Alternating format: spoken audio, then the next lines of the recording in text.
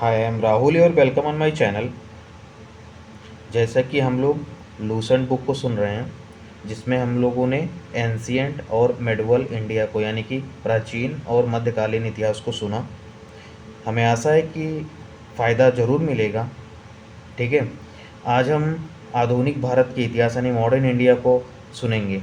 ठीक है, यह सभी एग्ज़ाम के लिए लगभग जितने कम्पिटिटिव एग्ज़ाम है सभी में इस बुक से पूछा जाता है। ठीक है, जैसे UPSC, UPPCS, BPSC, MPPCS, RPSC, UKPCS, RO तथा अदर वनडे एग्ज़ाम। ठीक है, सभी एग्ज़ाम में पूछा था, तो आप कोई किसी की भी तैयारी कर रहे हो तो इसको सुन सकते हो। ठीक है, कहीं भी जा रहे हो, आप ट्रैवल कर रहे हो तो कान में लगा के ईयरफोन, या सुबह मॉर्निंग वॉक जा रहे हो तो खाना बना रहे हो तो आप इसको सुन सकते हो, फ़ायदा ले सकते हो। ठीक है, मेरा यही कोशिश रहेगा कि बेहतर से बेहतर वॉइस हो, क्लियर वॉइस हो और चीज़ें समझ में आएँ। ठीक है, आप जो भी कमी हो वो आप कमेंट बॉक्स में लिख सकते हो, बता सकते हो कि मतलब क्या सही नहीं है। ठीक है, सलाह दे सकते हो, फीडबैक दे सकते हो अपना। ठीक है, तो स्टार्ट करते हैं। आधुनिक भारत, इसमें पहला टॉपिक है उत्तरकालीन मुगल सम्राट को हम लोग देखेंगे। तो उसमें पहला शासक है बहादुर शाह फर्स्ट। 1717 से 1712, लगभग 2 वर्षों के उत्तराधिकार के संघर्ष के बाद 63 वर्षीय शहजादा मुअज्जम औरंगजेब का बड़ा बेटा शासक बना और उसने बहादुर शाह की उपाधि धारण की। इस लड़ाई में इसने अपने भाइयों मोहम्मद आजम तथा कामबख्श की हत्या कर दी। बाद में इसे बहादुर शाह प्रथम कहा गया। उत्तराधिकारी युद्ध में उत्तराधिकार युद्ध में गुरु गोविंद सिंह ने बहादुर शाह का साथ दिया था। ठीक है, तो ये फैक्ट ध्यान रखो। ब्रैकेट में है कुछ फैक्ट, उसको देखते हैं। मुगलों से स्वतंत्र होने वाले राज्यों संस्थापक, तो पहला है अवध। अवध में कौन अपने आप को स्वतंत्र किया? तो शहादत खां। हैदराबाद में, दूसरा हैदराबाद किसने किया? चिलकिलिज खां या निजामुल मुल्क आसफ जहां, याद रखना। तीसरा रोहेलखंड में वीर दाऊद एवं अली मोहम्मद खां। चौथा बंगाल मुर्शीद कुली खां। पांचवा कर्नाटक सादुल्ला खां। छठा भरतपुर चूड़ामन एवं बदन सिंह। तो ये सब याद रखना, ये मुगल उत्तर मुगल काल में स्वतंत्र हो गए। ठीक है, नोट, मुगल सम्राट मोहम्मद शाह ने शहादत खां को बुरहानुल मुल्क की उपाधि दी। शहादत खां का असली नाम मीर मोहम्मद अमीन था। ठीक है, आगे देखते हैं। खाकी खान ने बहादुर शाह को शाह ये बेखबर की उपाधि दी। जहांदार शाह 1712 से 13, जुल्फ़िकार खां की मदद से जहांदार शाह शासक बना। जुल्फ़िकार खां को प्रधानमंत्री बनाया। उसने साम्राज्य की वित्तीय स्थिति ठीक करने के लिए इजारा प्रथा की शुरुआत की। जहांदार शाह ने भी जजिया कर को समाप्त कर दिया। आगे देखते हैं। जहांदार शाह अपने शासन में लाल कुमारी नाम की वेश्या को हस्तक्षेप करने का आदेश दे रखा था। नोट, मुगल कालीन इतिहास में सैयद बंद हुसैन अली खां एवं अब्दुल्ला खां को शासक निर्माता के रूप में जाना जाता है। जहांदार शाह को लंपट मूर्ख भी कहा जाता था। फर्रुखसियर 1713 से 19, सैयद बंधुओं अब्दुल्ला खान एवं हुसैन अली की मदद से फर्रुखसियर शासक बना। फर्रुखसियर को मुगल वंश का घृणित कायर कहा गया है। 1715 में एक शिष्टमंडल जॉन सुरमैन के नेतृत्व में भारत आया। यह शिष्टमंडल फर्रुखसियर के दरबार में 1717 में पहुंचा। उस समय फर्रुखसियर जानलेवा घाव से पीड़ित था। इस शिष्टमंडल में हैमिल्टन नामक डॉक्टर थे, जिन्होंने फर्रुखसियर का इलाज किया था। इससे खुश होकर इसने अंग्रेजों को भारत में कहीं भी व्यापार करने की अनुमति तथा अंग्रेजी सिक्के को मान्यता प्रदान किया। फर्रुखसियर द्वारा जारी किए गए इस घोषणा का ईस्ट इंडिया कंपनी का मैग्ना कार्टा कहा जाता है। ठीक है, तो याद रखना फैक्ट।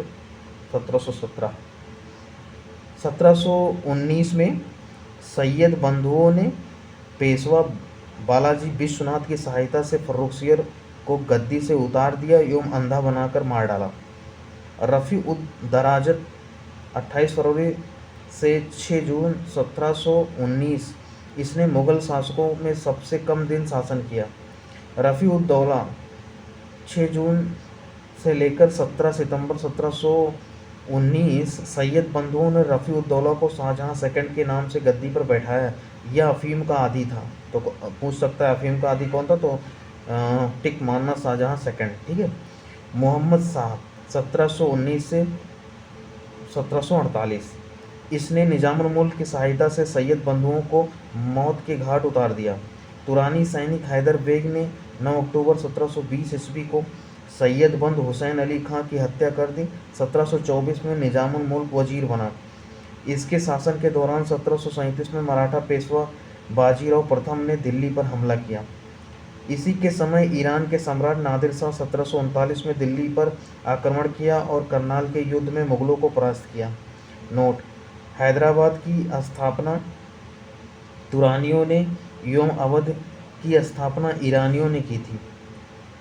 ईरान फारस के सम्राट नादिर शाह ने 1739 में दिल्ली पर आक्रमण किया। उस समय दिल्ली का शासक मोहम्मद शाह था। तो ये फैक्ट याद रखना।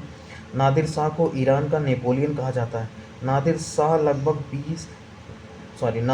लगभग 70 करोड़ रुपए की धनराशि और शाहजहां का बनवाया हुआ तख्ते ताउस, पीकॉक थ्रोन तथा कोहिनूर हीरा लेकर फारस वापस लौटा। तख्ते ताउस मयूर सिंहासन पर बैठने वाला अंतिम मुगल शासक मोहम्मद शाह था। सुंदर युवतियों के प्रति अत्यधिक रुझान के कारण मोहम्मद शाह को रंगीला बादशाह कहा जाता था। एक संगीतकार के रूप में मोहम्मद शाह ने अनेक ख्यालों की रचना की। मोहम्मद शाह के शासनकाल में ही हैदराबाद के चिनकिलिज खां ने निज़ामुल मुल्क की उपाधि धारण की और 1725 ईस्वी में स्वतंत्र राज्य की स्थापना की। अब उत्तर मुगल कालीन के सम्राटों को देखते हैं। ठीक है, उनके क्रम क्या है। तो बहादुर शाह 1707 से 1712, जहांदार शाह 1712 से 1713, फर्रुखसियर 1713 से 1719, मोहम्मद शाह 1719 से 1748, अहमद शाह 1748 से 1754, आलमगीर सेकंड 1754 से 1759, शाह आलम सेकंड 1759 से 1806 ईस्वी, अकबर सेकंड 1806 से 1837 ईस्वी, बहादुर शाह जफर 1837 से 1857 ईस्वी। तो ये याद रखना, ये क्रम याद रखना बहुत इंपॉर्टेंट है। ठीक है। अब नेक्स्ट देखते हैं अहमद शाह 1748 से 1754। यह एक अयोग्य शासक था। इसने राज्यकाल के सभी काम को उद्यम बाई को सौंप दिए थे, जिसे किबला ये आलम की उपाधि दी गई। आलमगीर सेकंड 1754 से 1759 यह जहांदार शाह का पुत्र था। इसी के समय 1757 में प्लासी का युद्ध हुआ। शाहजहां थर्ड 1759 से 60, इसे मुही-उल मिलत के नाम से भी जाना जाता है। मराठों के हस्तक्षेप से इसे गद्दी से उतार फेंका गया। अब अगला है शाह आलम सेकंड 1759 से 1806। इसके शासनकाल में दो निर्णायक युद्ध, पानीपत का तीसरा युद्ध 1761 एवं बक्सर का युद्ध में अहमद शाह अब्दाली ने मराठों को परास्त किया।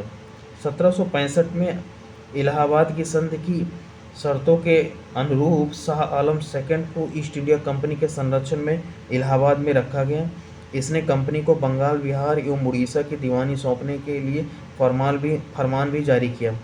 1772 में शाह आलम सेकंड को मराठा दिल्ली ले आए, जहां वह 1803 तक रहे। 1803 में अंग्रेजों ने दिल्ली पर कब्जा कर लिया। नोट: अहमद शाह अब्दाली का वास्तविक नाम अहमद खां था। इसने 8 बार भारत पर आक्रमण किया। गुलाम कादिर खान ने 1806 में शाह आलम सेकंड की हत्या करवा दी। अकबर सेकंड 1806 से 1837, इसने राम मोहन राय को राजा की उपाधि से नवाजा। इसके शासनकाल के दौरान 1835 में ईस्ट इंडिया कंपनी ने स्वयं को मुगल शासक के अधीन कहलाना समाप्त कर दिया और मुगल शासक के नाम पर सिक्के जारी करना बंद कर दिया। तो ये याद रखना। अगला है बहादुर शाह सेकंड 1837 से 1857। बहादुर शाह सेकंड जफर अंतिम मुगल सम्राट था। 1857 की क्रांति में भाग लेने के कारण अंग्रेजों द्वारा बहादुर शाह जफर को बंदी बना लिया गया एवं रंगून भेज दिया गया। लाल किला स्थित हीरा महल बहादुर शाह जफर ने बनवाया था। मशहूर शायर मिर्ज़ा गालिब बहादुर शाह जफर के ही समय दिल्ली में रहते थे। नोट, हयात बख्श बाग लाल किला दिल्ली में स्थित है। आगे बढ़ते हैं और अब देखते हैं भारत में यूरोपीय व्यापारिक कंपनियों का आगमन। 17 मई 1498 ईस्वी में वास्को डी गामा ने भारत के पश्चिमी तट पर स्थित कालीकट बंदरगाह पहुंचकर भारत एवं यूरोप के बीच नए समुद्री मार्ग की खोज की। इस यात्रा में वास्को डी गामा को गुजराती पथ प्रदर्शक अब्दुल मजीद ने सहयोग किया था। 1505 ईस्वी में फ्रांसिस्को दा अल्मेडा भारत में प्रथम पुर्तगाली वायसराय बनकर आया। 1509 ईस्वी में अल्फांसो द अल्बुकर्क भारत में पुर्तगालियों का वायसराय बना। इसने 1510 ईस्वी में बीजापुर के यूसुफ आदिल शाह से गोवा को जीता। अब देखते हैं ब्रैकेट में कुछ है फैक्ट। यूरोपीय कंपनी और स्थापना। पुर्तगाली ईस्ट इंडिया कंपनी 1498 ईस्वी, अंग्रेजी ईस्ट इंडिया कंपनी 1600 ईस्वी में स्थापित हुआ। Dutch east India company 1602, Danish east India company 1616, फ्रांसीसी ईस्ट इंडिया कंपनी 1664 ईस्वी, स्वीडिश ईस्ट इंडिया कंपनी 1731 ईस्वी। यूरोपीय कंपनियों के प्रथम फैक्ट्री कहाँ कहाँ लगा, तो पुर्तगाली पहला फैक्ट्री कोचीन में 1503 में, डच मछलीपट्टनम में 1605 में, अंग्रेजी मछलीपट्टनम में 1611 में, लेकिन जो रियल था वो 1613 सूरत में था, तो ये ध्यान रखना है, मछलीपट्टनम बंद हो गया था। डेनिश त्रावणकोर में 1620 में, फ्रांसीसी सूरत 1668 में, तो ये सब फैक्ट याद रखना। आगे बढ़ते हैं। पुर्तगालियों ने अपनी पहली व्यापारिक कोठी कोचीन में खोली। दक्षिण पूर्वी तट पर पुर्तगालियों की एकमात्र बस्ती सेंट थोमे थी। पुर्तगालियों के बाद भारत में डच लोग आए। पहला डच यात्री कार्नेलियन हाउटमैन 1596 में भारत के पूर्व सुमात्रा पहुंचा। डचों ने भारत में अपनी प्रथम व्यापारिक कोठी फैक्ट्री 1605 ईस्वी में मछलीपट्टनम में स्थापित की। डचों की दूसरी व्यापारिक कोठी पुलिकट में स्थापित हुई, जहां उन्होंने अपने स्वर्ण सिक्के पैगोडा को ढाला और पुलिकट को ही समस्त गतिविधियों का केंद्र बनाया। डचों ने भारत में प्रथम बार औद्योगिक वेतनभोगी रखे। Note, Dutch east India company ने 1632 में पटना में अपना कारखाना स्थापित किया था। कोलाचेल की लड़ाई। इस लड़ाई में त्रावणकोर का राजा मर्तंड वर्मा ने 10 अगस्त 1741 को एडमिरल यूस्टाचियस की लेनाय के नेतृत्व वाली डच ईस्ट इंडिया कंपनी की सेना को हरा दिया। डचों का भारत में अंतिम रूप से पतन 1759 ईस्वी को अंग्रेजों एवं डचों के मध्य हुए बेदरा युद्ध से हुआ। 31 दिसंबर 1600 ईस्वी को इंग्लैंड की रानी एलिजाबेथ प्रथम ने ईस्ट इंडिया कंपनी को अधिकार पत्र प्रदान किया। प्रारंभ में ईस्ट इंडिया कंपनी ने 217 साझेदार थे और पहला गवर्नर थॉमस स्मिथ था। मुगल काल में जाने वाला प्रथम अंग्रेज कैप्टन हॉकिंस था, तो ये याद रखना, जो जेम्स प्रथम के राजदूत के रूप में अप्रैल 1609 ईस्वी में जहांगीर के दरबार में गया था।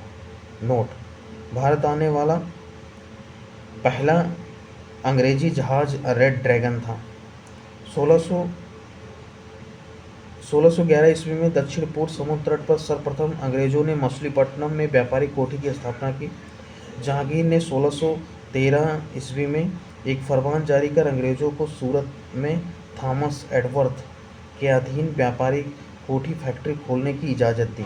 नोट, पूर्वी तट पर अंग्रेजों ने अपना प्रथम व्यापारिक कोठी मछलीपट्टनम में 1611 में खोला, जबकि पश्चिमी तट पर सूरत में 1613 ईस्वी में व्यापारिक कोठी स्थापित किया। पहली बार सूरत में 1608 ईस्वी में व्यापारिक कोठी स्थापित करने का प्रयास किया गया था।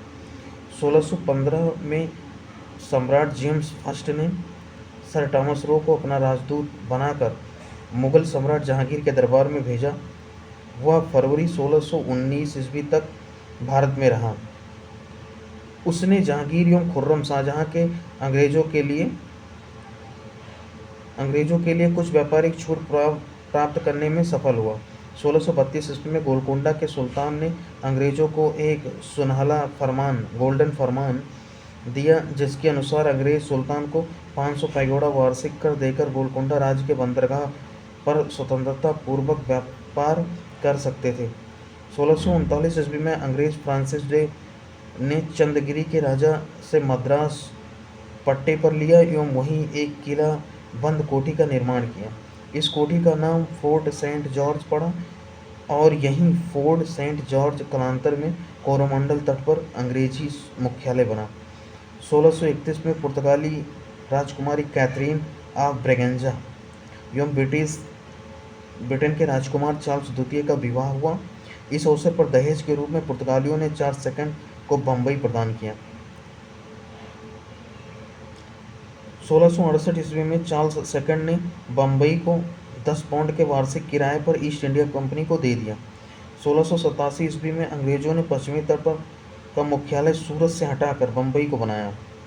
नोट: गेराल्ड ओंगियर 1669 से 1677 ईस्वी सूरत का प्रेसिडेंट एवं बम्बई का गवर्नर ने बम्बई शहर की स्थापना की। तो याद रखना किसने? गेराल्ड ओंगियर। बंगाल के शासक शाहशुजा ने सर्वप्रथम 1651 ईस्वी में अंग्रेजों को व्यापारिक छूट की अनुमति दी। इस अनुमति को निशान कहते थे। 1698 में अंग्रेजी ईस्ट इंडिया कंपनी ने 3 गांव सूतानदी, कालीकट एवं गोविंदपुर की जमींदारी 1200 रुपये भुगतान कर प्राप्त की और यहाँ पर फोर्ट विलियम का निर्माण किया। चार्ल्स आयर फोर्ट विलियम के प्रथम प्रेसिडेंट हुए। कालांतर में यही कोलकाता नगर कहलाया, जिसकी नींव चार्ल्स जॉर्ज चारनॉक ने रखी। यानी कि कलकत्ता की नींव किसने रखी? तो जॉर्ज चारनॉक ने रखी। तो ध्यान रखना। भारत में फ्रांसीसियों की प्रथम कोठी फ्रैंको कैरो के द्वारा सूरत में 1698 ईस्वी में स्थापित की गई।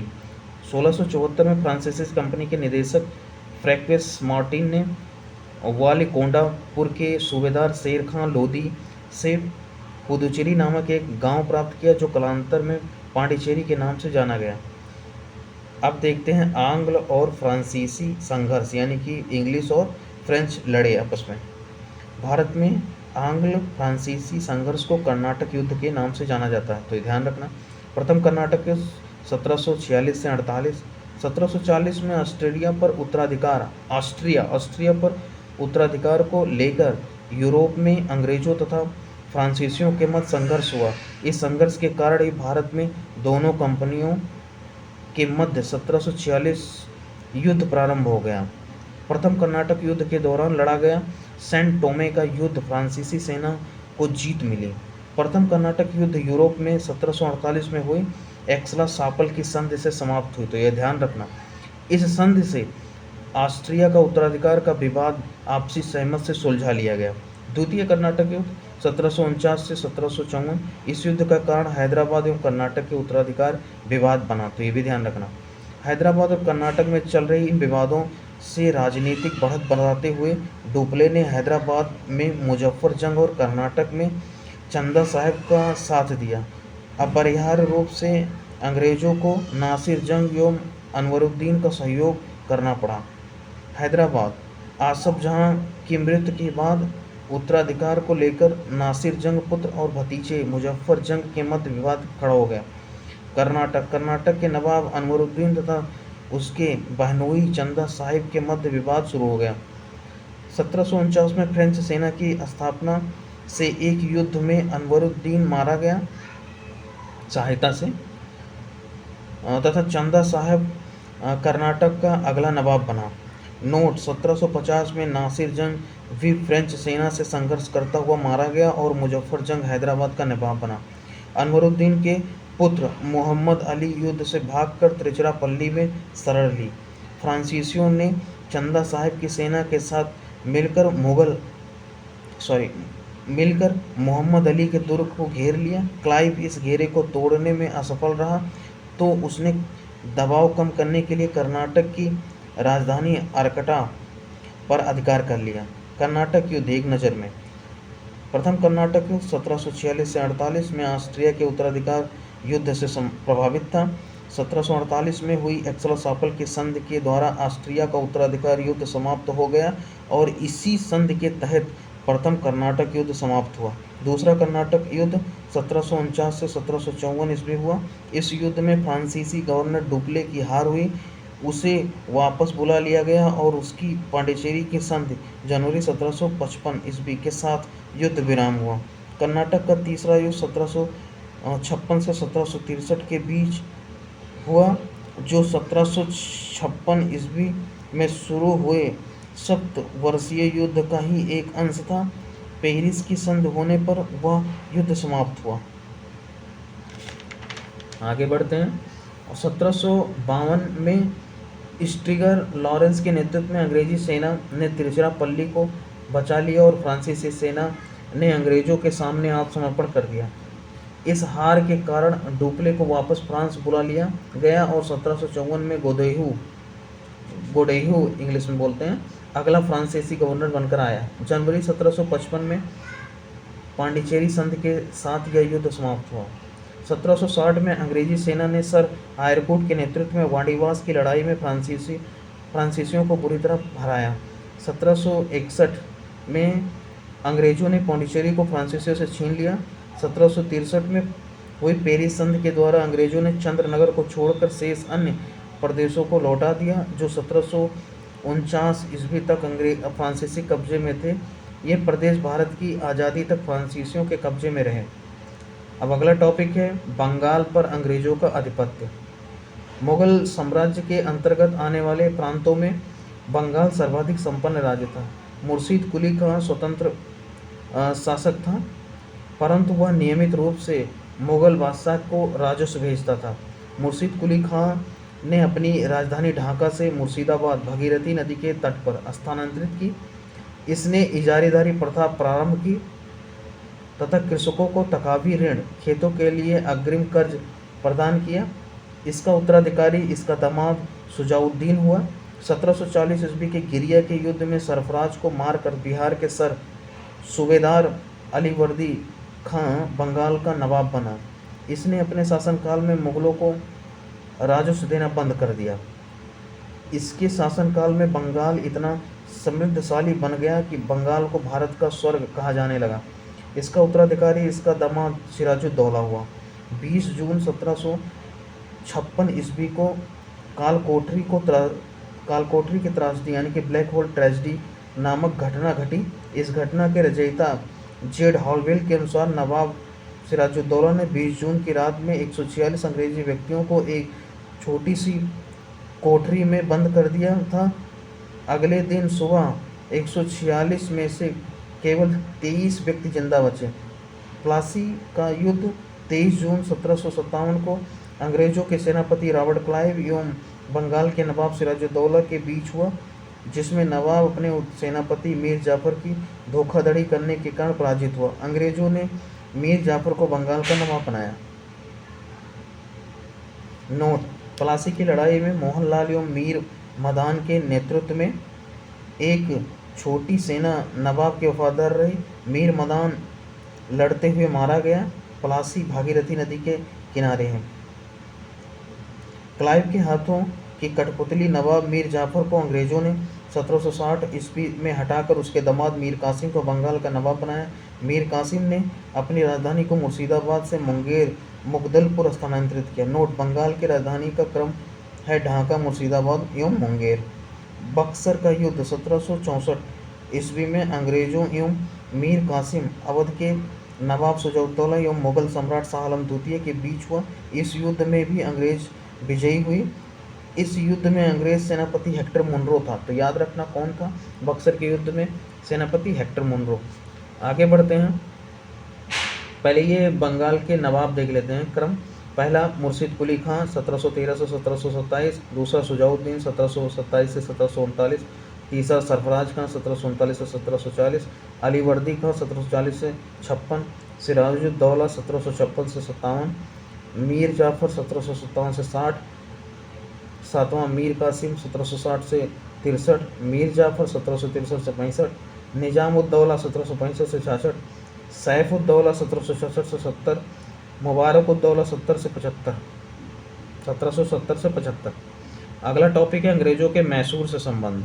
ठीक है, तो स्टार्ट करते हैं। 1761 में हैदर अली मैसूर का शासक बना। हैदर अली की मृत्यु 1782 ईस्वी में द्वितीय आंग्ल मैसूर युद्ध के दौरान हो गई। हैदर अली का उत्तराधिकारी उसका पुत्र टीपू सुल्तान हुआ। 1787 में टीपू ने अपनी राजधानी श्रीरंगपट्टनम में बादशाह की उपाधि धारण की। इसने अपनी राजधानी श्रीरंगपट्टनम में स्वतंत्रता की वृक्ष लगवाया और साथ ही जैकोबिन क्लब का सदस्य बना। तो सब याद रखना। ब्रैकेट में देखते हैं कब युद्ध हुआ। तो प्रमुख युद्ध वर्ष और गवर्नर जनरल। प्रथम आंग्ल मैसूर युद्ध 1767 से 69, कोई गवर्नर जनरल नहीं था। द्वितीय आंग्ल मैसूर युद्ध 1780 से 84, इसमें गवर्नर जनरल थे वारेन हेस्टिंग्स। तृतीय आंग्ल मैसूर युद्ध 1790 से 92, कॉर्नवालिस थे गवर्नर जनरल। चतुर्थ आंग्ल मैसूर युद्ध 1799, इसमें गवर्नर जनरल थे लॉर्ड वेलेस्ली। ठीक है, इस युद्ध में मराठा हैदराबाद के निजाम एवं अंग्रेजों की संयुक्त सेना मैसूर के खिलाफ लड़ रही थी। ठीक है, ये ध्यान रखना। टीपू की मृत्यु श्रीरंगपट्टनम की आखिरी युद्ध यानी चतुर्थ आंग्ल मैसूर युद्ध के दौरान 1799 ईस्वी में हो गई। टीपू सुल्तान को शेर मैसूर कहा जाता था। टीपू सुल्तान के राष्ट्रीय झंडे पर शेर की तस्वीर होती थी। नोट, 1760 ईस्वी में वांडीवास का युद्ध हुआ, जिसमें अंग्रेजों ने सर आयर कोर्ट के नेतृत्व में लाली के नेतृत्व वाली फ्रांसीसी सेना को पराजित किया। महत्वपूर्ण संधियाँ। प्रथम आंग्ल मैसूर युद्ध मद्रास की संधि हुई 1769। द्वितीय आंग्ल मैसूर युद्ध मंगलूर की 1784। तृतीय आंग्ल मैसूर युद्ध श्रीरंगपट्टनम की संधि 1792। तो ये याद रखना, बहुत इंपॉर्टेंट है। आगे बढ़ते हैं और सिख एवं अंग्रेज के संबंध देखते हैं। तो सिख संप्रदाय की स्थापना का श्रेय गुरु नानक प्रथम गुरु को है। गुरु नानक के अनुयायी ही सिख कहलाए। ये बादशाह बाबर एवं हुमायूं के समकालीन थे। 1496 की कार्तिक पूर्णिमा को नानक को आध्यात्मिक पुनर्जीवन का आभास हुआ। गुरु नानक ने गुरु का लंगर नामक निःशुल्क सहभागी भोजनालय स्थापित किया। गुरु नानक ने अपने स्थानों पर संगत, धर्मशाला और पंगत लंगर स्थापित किए। संगत और पंगत ने गुरु नानक के अनुयायियों के लिए एक संस्था का कार्य किया, जहां वे प्रतिदिन मिलते थे। गुरु नानक की 1538 में करतारपुर में मृत्यु हो गई। गुरु अंगद 1539 से 52 सिखों के दूसरे गुरु हुए। इसका प्रारंभिक नाम लहना था। इन्होंने नानक द्वारा शुरू की गई लंगर व्यवस्था को अस्थायी बना दिया। गुरुमुखी लिपि का आरंभ गुरु अंगद ने किया, याद रखना, वेरी इंपॉर्टेंट। सिखों के तीसरे गुरु अमरदास 1552 से 1574 ईस्वी। गुरु अमरदास ने हिंदुओं से पृथक होने वाले कई कार्य किए। हिंदुओं से अलग विवाह पद्धति लवन को प्रचलित किया। अकबर ने गुरु रामदास से गोविंदवाल जाकर भेंट की और गुरुपुत्री बीबी भानी को कई गांव दान में दिए। अमरदास ने 22 गद्दियों की स्थापना की और प्रत्येक पर एक महंत की नियुक्ति की। बीबी के पति रामदास 1774 से 81 सिखों के चौथे गुरु हुए। अकबर ने बीबी भानी को 500 बीघा भूमि दी। गुरु रामदास ने इसी भूमि पर अमृतसर नामक जलाशय खुदवाया और अमृतसर नगर की स्थापना की। गुरु रामदास ने अपने तीसरे पुत्र अर्जुन को गुरु का पद सौंपा। इस प्रकार इन्होंने गुरु पद को पैतृक बनाया। गुरु अर्जुन 1581 से 1606 ईस्वी सिखों के पांचवें गुरु हुए। इन्होंने सिखों के धार्मिक ग्रंथ आदि ग्रंथ की रचना की। तो आदि ग्रंथ की रचना किसने की? तो ध्यान रखना, गुरु अर्जुन ने। ठीक है, पांचवें गुरु थे जो। इसमें गुरु नानक की प्रेरणाप्रद प्रार्थनाएं और गीत संकलित थे हैं। नोट, गुरु ग्रंथ साहिब यानी आदि ग्रंथ में सिख गुरुओं के साथ साथ कबीर, नामदेव एवं रायदास की रचनाओं का भी सम्मिलित किया गया है। गुरु अर्जुन ने अमृतसर जलाशय के मध्य में हरमंदिर साहब का निर्माण कराया। राजकुमार खुसरो की सहायता करने के कारण जहांगीर ने 1606 ईस्वी में गुरु अर्जुन को मरवा दिया। सिखों के छठवें गुरु हरगोबिंद सिंह 1606 से 45 हुए। इन्होंने सिखों को सैन्य संगठन का रूप दिया तथा अकाल तख्त यानी ईश्वर के सिंहासन का निर्माण करवाया। ये दो तलवार बांधकर गद्दी पर बैठते थे एवं दरबार में नगाड़ा बजाने की व्यवस्था थी। इन्होंने अमृतसर की किलेबंदी की। सिखों के सातवें गुरु हर राय 1645 से 61 ईस्वी हुए। इन्होंने दारा सिखों को मिलने आने पर आशीर्वाद दिया। सिखों के आठवें गुरु हरिकिशन 1661 से 64 हुए। इनकी मृत्यु चेचक से हो गई। इन्हें दिल्ली जाकर गुरुपद के बारे में औरंगजेब को समझाना पड़ा था। सिखों के नौवें गुरु तेग बहादुर 1664 से 75 ईस्वी हुए। इस्लाम स्वीकार नहीं करने के कारण औरंगजेब ने इन्हें वर्तमान शीशगंज के गुरुद्वारा के निकट मरवा दिया। सिखों के 10वें एवं अंतिम गुरु गुरु गोबिंद सिंह 1675 से 1708 ईस्वी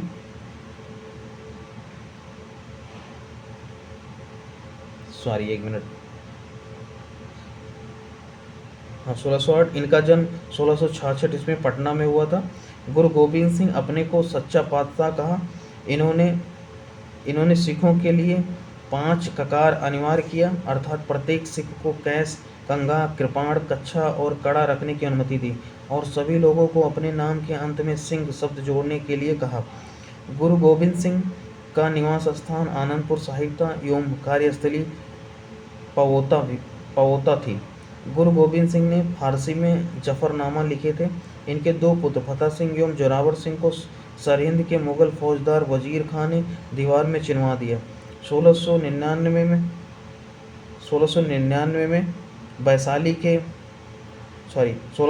में बैसाखी के दिन गुरु गोबिंद सिंह ने खालसा पंथ की स्थापना की। पाहुल प्रणाली की शुरुआत भी गुरु गोबिंद सिंह ने की। गुरु गोबिंद सिंह ने सिखों के धार्मिक ग्रंथ आदि ग्रंथ को वर्तमान रूप दिया और कहा कि अब गुरुवाणी सिख संप्रदाय के गुरु का कार्य करेगी। गुरु गोबिंद सिंह की हत्या 1708 ईस्वी में नांदेड़ नामक स्थान पर गुल खान नामक पठान ने कर दी। बंदा बहादुर इनका जन्म 1670 ईस्वी में पुंछ जिले के राजौरी गांव में हुआ था। इसके बचपन का नाम लक्ष्मण दास था। इनके पिता रामदेव भारद्वाज राजपूत थे। बंदा का उद्देश्य पंजाब में एक सिख राज्य स्थापित करने का था। इसके लिए उन्होंने लोहगढ़ को राजधानी बनाया। इन्होंने गुरु नानक एवं गुरु गोबिंद सिंह नाम के सिक्के चलवाए। बंदा ने सरहिंद के मुगल फौजदार वजीर खां की हत्या कर दी। मुगल बादशाह फर्रुखसियर के आदेश पर 1716 ईस्वी में बंदा सिंह को गुरदासपुर नांगल नामक स्थान पर पकड़कर मौत के घाट उतार दिया गया। शाहदरा कत्लगढ़ी के नाम से विख्यात है, जहां बंदा ने हजारों मुगल सैनिकों को मौत के घाट उतार दिया था। बंदा की मृत्यु के बाद सिख कई छोटे छोटे टुकड़ों में बट गए थे। 1748 में नवाब करपूर सिंह की पहल पर सभी सिख टुकड़ियां का दल खालसा में विलय हुआ। दल खालसा जस्सा सिंह अहलूवालिया के नेतृत्व में रखा गया, जिसे बाद में 12 दलों में विभाजित किया गया। इसे मिसल कहा गया। मिसल अरबी भाषा का शब्द है जिसका अर्थ है समान होना। रणजीत सिंह का जन्म गुजरावाला में 2 नवंबर 1780 को सुकरचकिया मिसल के मुखिया महासिंह के यहाँ हुआ था। इनके दादा चरत सिंह ने 12 मिसलों में सुकरचकिया मिसल को प्रमुख स्थान दिला दिया। 1798 से 99 रणजीत सिंह लाहौर का शासक बना। 25 अप्रैल 1809 को चार्ल्स मेटकाफ और महाराजा रणजीत सिंह के बीच अमृतसर की संधि हुई। रणजीत सिंह का राज्य 4 सूबे में बटा था: पेशावर, कश्मीर, मुल्तान, लाहौर। महाराजा रणजीत सिंह का विदेश मंत्री फकीर अजुजुद्दीन एवं वित्त मंत्री दीनानाथ था। 7 जून 1839 में रणजीत सिंह की मृत्यु हो गई। प्रथम आंग्ल सिख युद्ध 1845 से 46 ईस्वी में एवं द्वितीय आंग्ल सिख युद्ध 1849 ईस्वी में हुआ। अंग्रेजों एवं सिखों के मध्य हुई संधि, लाहौर की संधि। 9 मार्च 1846 ईस्वी। भैरवल की युद्ध 22 दिसंबर 1846 ईस्वी। इस संधि के तहत राजा दलीप सिंह के संरक्षण हेतु अंग्रेजी सेना का प्रवास पंजाब में मान लिया गया। 20 अगस्त 1847 को महारानी जिंदा को राजा दिलीप सिंह से अलग कर लगभग 48,000 वार्षिक पेंशन देकर शेखपुरा भेज दिया गया। द्वितीय आंग्ल सिख युद्ध के दौरान पहली लड़ाई चिलियावाला की लड़ाई सिख नेता शेर सिंह एवं अंग्रेज कमांडर रॉफ के मध्य लड़ी गई। दूसरी लड़ाई गुजरात के चिनाब नदी के किनारे चार्ल्स नेपियर के नेतृत्व में अंग्रेजों ने 21 फरवरी 1849 को लड़ी। इस युद्ध में सिख बुरी तरह पराजित हुए। लॉर्ड डलहौजी की 29 मार्च 1849 की घोषणा द्वारा संपूर्ण पंजाब का विलय अंग्रेजी राज्य में कर लिया। महाराजा दलीप सिंह को 50,000 पाउंड की वार्षिक पेंशन दे दी गई और उसे शिक्षा प्राप्त करने के लिए इंग्लैंड भेज दिया गया। सिख राज्य का प्रसिद्ध हीरा कोहिनूर को महारानी विक्टोरिया को भेज दिया गया। अगला टॉपिक है कंपनी के अधीन गवर्नर जनरल। तो पहले गवर्नर जनरल हैं, तो गवर्नर जनरल को रहने देते हैं। नेक्स्ट वीडियो में हम केवल गवर्नर जनरल को, उनके कार्यों को देखेंगे। ठीक है, then thank you very much. अगर आपको पसंद आए तो आप ज़रूर शेयर, सब्सक्राइब और लाइक करें। ठीक है, थैंक यू।